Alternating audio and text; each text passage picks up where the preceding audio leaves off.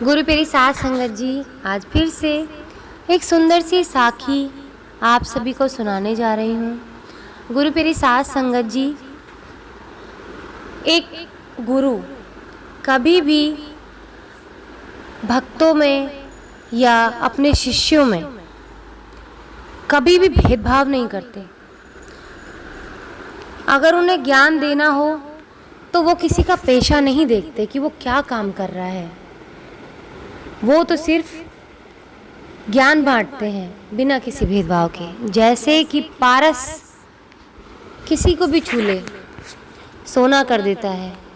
वो ना भेद देखता है कि क्या पत्थर है, क्या लोहा है, या किसी भी चीज़ को नहीं देखता, बस किसी को भी छू ले वो सोना कर देता है। इसी तरह गुरु भी एक पारस की तरह होते हैं कि वो बिना किसी को भेदभाव किए ज्ञान देते हैं और उसको सोना बना देते हैं, जैसे कि पारस बनाता है। तो आइए गुरु प्यारी साध संगत जी, सुनते हैं आज की ये सुंदर सी साखी जो हमें ये बताएगी कि सच्चे संत कभी भेदभाव नहीं करते, और जो भेदभाव करते हैं तो उनके सच्चे संत होने में कहीं ना कोई कमी है। तो आइए गुरु प्यारी साध संगत जी, सुनते हैं ये सुंदर सी साखी। ये कहानी है स्वामी विवेकानंद जी की। स्वामी विवेकानंद जी राजस्थान के एक रजवाड़े में मेहमान थे। खेतरी के महाराजा के मेहमान थे अमेरिका जाने के पहले। अब महाराज तो महाराजा थे, अब विवेकानंद का स्वागत कैसे करते। अब जब एक राजा हैं तो उनको लगा कि मैं उनका जो स्वागत करूँगा बड़े ही धूमधाम से करूँगा। और उनको लगा कि जब विवेकानंद जी अमेरिका जाते हैं, ऐसे पहले सन्यासी हैं जो अमेरिका गए हुए हैं, तो उनकी जो विदाई होनी चाहिए वो स्वागत से होनी चाहिए, यानी कि उनका स्वागत भी अच्छे से होना चाहिए और विदाई भी उनकी अच्छे से होनी चाहिए। तो हर एक किसी की अपनी एक भाषा होती है, सोचने का एक ढंग होता है, और हर किसी का सोचने का जो तरीका होता है वो बिल्कुल अलग होता है।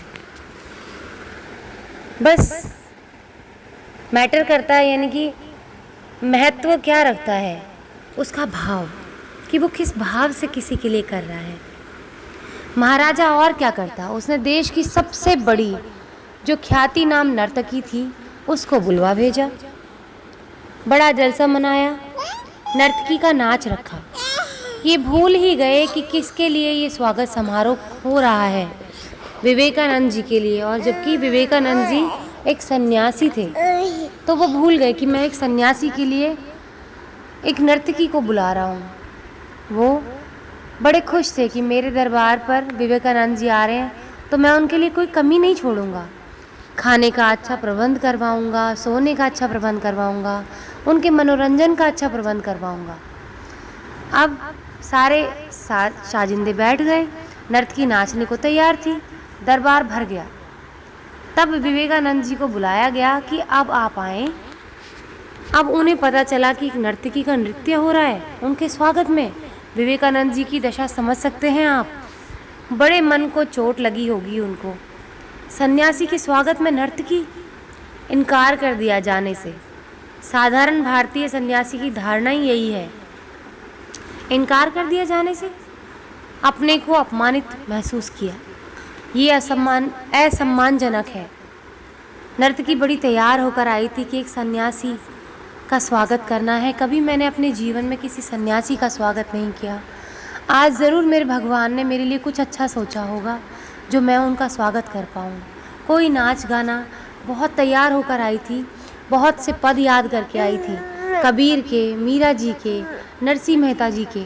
बहुत दुखी हुई कि सन्यासी नहीं आएंगे, मगर उसने एक गीत नरसिंह मेहता का गाया। उसने अपने भगवान को याद किया कि हे परमपिता परमात्मा, अगर मेरी भक्ति सच्ची है तो मेरे इस मेहनत को आप विफल नहीं होने देंगे। आज मुझे उस सन्यासी के दर्शन ज़रूर कराएंगे। शायद मैं भी तिर जाऊं, मैं भी इस भवसागर से पार हो जाऊं ऐसे सन्यासी के दर्शन पाकर। बहुत भाव से गाया, खूब रो रो कर गाया, आँखों में झरझर आंसू बह रहे थे। उस भजन की कड़ियाँ विवेकानंद जी के कमरे तक आने लगी। विवेकानंद जी ने जब वो ध्यान से सुना तो उनके हृदय पर ऐसी चोट पड़ने लगी जैसे सागर की लहरें किनारे से टकराएं, पछाड़ खाएं। फिर मन में बड़ा पछताप हुआ। नरसिंह मेहता जी का भजन है, एक लोहे का टुकड़ा तो पूजा गृह में रखते हैं, एक लोहे का टुकड़ा कसाई के घर में होता है, लेकिन पारस पत्थर को तो कोई भेदभाव नहीं होता। चाहे कसाई के घर का लोहा ले आओ जिससे जानवरों को काटता रहा हो, और चाहे पूजा गृह का लोहा ले आओ जिससे पूजा होती रही हो, पारस दोनों पत्थरों को छूकर सोना बना देता है। ये बात बहुत चोट कर गई, घाव कर गई। यह विवेकानंद जी के जीवन में बड़ी क्रांति आई। गुरु मेरी साथ संगत जी, जो रामकृष्ण परमहंस जी नहीं कर पाए थे, उस नर्तकी जी ने कर दिया। विवेकानंद जी रोक ना सके खुद को, आंख में आंसू गिरने लगे। ये तो चोट भारी हो गई। अगर तुम पारस पत्थर हो तो ये भेदभाव कैसा? पारस पत्थर को नर्तकी दिखाई पड़ेगी, सती दिखाई पड़ेगी। पारस पत्थर को क्या फ़र्क पड़ता है कौन सती कौन नर्तकी? लोहा कहाँ से आता है, इससे क्या अंतर पड़ता है? पारस पत्थर के छू जाने से ही सब सोना हो जाता है। रोक न सके खुद को, पहुंच गए दरबार में। सम्राट भी चौंका, लोग भी चौंके कि पहले मना किया, अब आ गए। और आए तो आंख में आंसू झरझर थे, और उन्होंने कहा कि मुझे माफ़ कर दो। उस नर्तकी से कहने लगे, मुझे माफ़ कर दो, मैं अभी कच्चा हूँ, इसलिए आने से डरा। कहीं ना कहीं मेरे मन में अभी कहीं ना कहीं शायद वासना छिपी होगी, इसलिए मैं आने से डर गया। नहीं तो डर की बात ही क्या थी। लेकिन तूने ठीक किया, तेरी वाणी ने मुझे चौंकाया और जगाया। विवेकानंद जी उस घटना का बहुत स्मरण करते थे कि एक नर्तकी ने मुझे उपदेश दिया। ये भेद सच्चे ज्ञानी के पास अभेद है। पापी जाए तो पुण्यात्मा जाए तो दोनों को छूता है, दोनों को स्वर्ण कर देता है। उसकी आंखों का जादू ऐसा ही है, उसके हृदय का जादू ऐसे ही है। तो गुरु प्यारी साथ संगत जी, हम अगर किसी चीज़ में बुराई देख रहे हैं तो ये हमारी आंखों की, हमारी सोच की कमी हो सकती है। एक सच्चा, एक भोला और प्यारा इंसान जो दुनिया की चीज़ों से परे है, उसको क्या ही दुनियादारी समझ आएगी, उसको तो सब कुछ अच्छा ही दिखाई देगा। कहते हैं ना, सावन के अंधे को हरा हरा नज़र आता है। चाहे आप इसमें अच्छाई ढूंढें चाहे बुराई, ये आपके ऊपर है।